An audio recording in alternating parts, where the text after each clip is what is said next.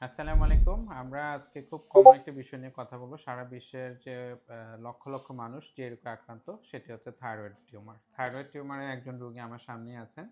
আমরা শুনবো যে উনার কি সমস্যা, কি লক্ষণ নিয়ে উনি এসেছিলেন। আসসালামু আলাইকুম রাহমাতুল্লাহ। ওয়ালাইকুম আসসালাম। আপনার কি সমস্যা হচ্ছে আমাদের একটু আমার বলেন তো? সমস্যা এখানে গলাতে খাওয়া খাইতে একটু জোর করে খাইতে হয়। কতদিন ধরে এটা? এই ৪ মাস হইছে এই ধরনের। এটা তো অনেক আগের থেকে, আচ্ছা, আচ্ছা। কিন্তু ট্যাবলেট খাইতে পারতেছি না ৪ মাস। আপনার দিন, দিন সমস্যাটা। খাওয়া খাইতে খাইতে একটু খাবার খেতে কষ্ট হচ্ছে। খাওয়া তা খাইতে আমরা একটু দেখলাম যে উনার গলায় একটা ফোলা ছিল এবং উনার খেতে কষ্ট হচ্ছে এবং এটা দিনে, দিনে বাড়ছে। এখন আমরা উনার যে এই সমস্যাগুলো যখন শুনলাম, আমরা দেখলাম যে উনার বেশ কিছু পরীক্ষা-নিরীক্ষা করা আছে। রস পরীক্ষা করা, উনার যে এক্স-রে করা, তারপর সিটি স্ক্যান সবগুলো পরীক্ষা-নিরীক্ষা করা আছে। এবং এগুলো করার পরেই কিন্তু আমরা উনার রোগটা পুরোপুরি নিশ্চিত হয়েছি। উনার আসলে কি রোগ? যেটা থাইরয়েডের একটা টিউমার এবং আমরা নরমালি যদি চিন্তা করি, আমরা যদি একটা গলার কাছ থেকে খেয়াল করি যে থাইরয়েড টিউমারগুলো সাধারণত গলার ডান পাশে, বাম পাশে থাকতে পারে, এদিকে থাকতে পারে। কিন্তু ওনারটা যদি একটু খেয়াল করি, এটা একদম, একদম নিচে এবং বুকের দিকে আসছে, যার কারণে ওনার যে খাদ্যনালী আছে এবং এখানে যে শ্বাসনালী আছে,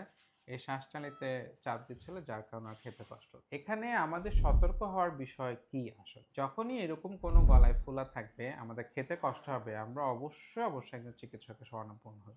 আমরা এরকম ফোলা থাকলে, এরকম লক্ষণ বা উপসর্গ থাকলে একটু সচেতন হই। আমরা চিকিৎসকের পরামর্শ নিই এবং সঠিক চিকিৎসা নেওয়ার জন্য সচেষ্ট থাকি। ধন্যবাদ। আসসালামু আলাইকুম।